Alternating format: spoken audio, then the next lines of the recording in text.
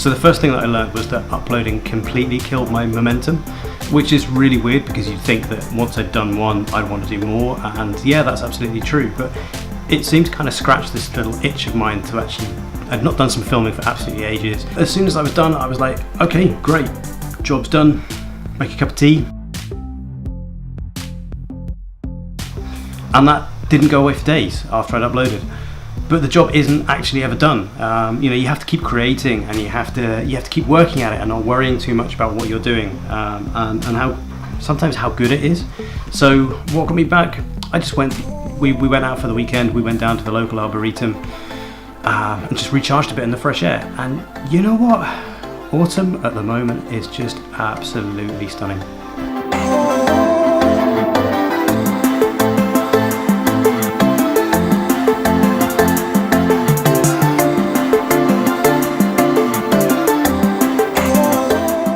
So my second point is plan, and then plan some more. I've actually gone as far as scripting what I want to say, not necessarily because I'm just going to refer to it completely all the time, but it's an old trick that I used to use when I did presenting a lot, which was that I would type out exactly how I wanted to start a presentation, and that helped just reinforce that starting point in my mind, so that once I got beyond that, and once I got into a rhythm, and once I got confident, I could actually just, I could just freewheel. I could go off script, and that was absolutely fine. And that really, really helped me.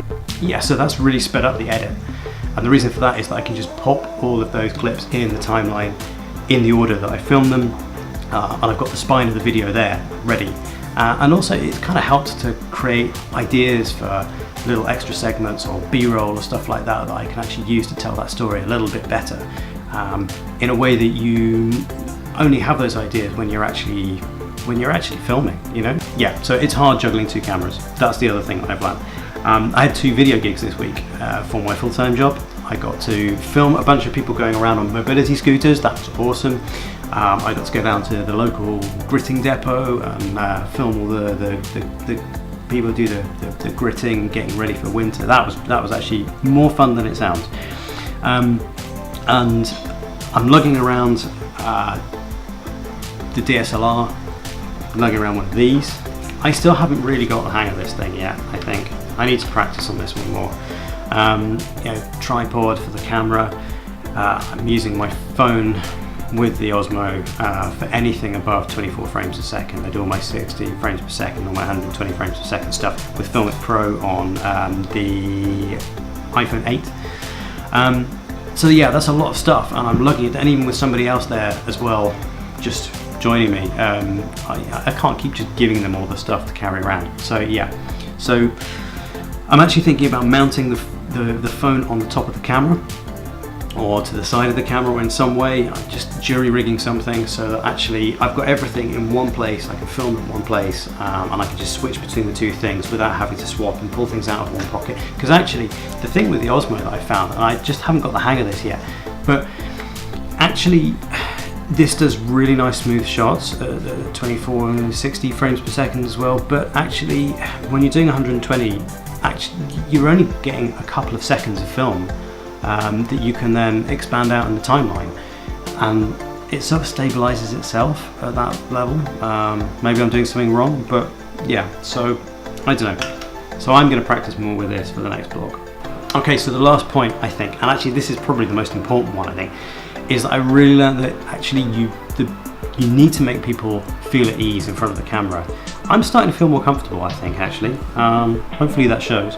But you need to make them laugh, you need to make them feel comfortable, you need to make them feel able to chat. And so much of that seems to come really actually from you as the person behind the camera. Sure, there are some people who are happy to sit in front of camera and they will perform for you, and that is fantastic. And when you find those people, then great, use them as much as you can. But also it's just making people not look sort of stiff and self-conscious in front of the camera when they're doing anything, whether it's talking or not.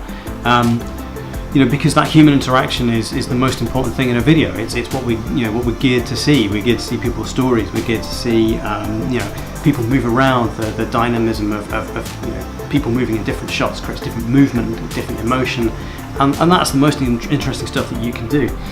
But yeah, so anyway, there you go. That's what I've learned this week. Hopefully I'll get another one out in a week's time. Keep this up. I feel like I'm actually doing something, keeping up some momentum. But yeah, so see what happens next.